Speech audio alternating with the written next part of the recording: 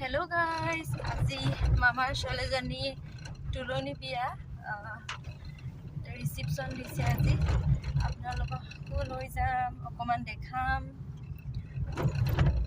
ছোৱালী ডাঙৰজনী সৰুজনী তুলনি বিয়া হয় মিনি ব্লগ মামাৰ হেতৰ হোটেল হয়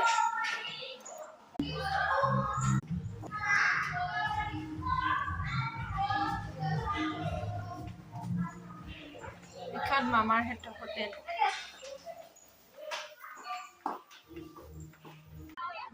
এইজনী আমাৰ কইনা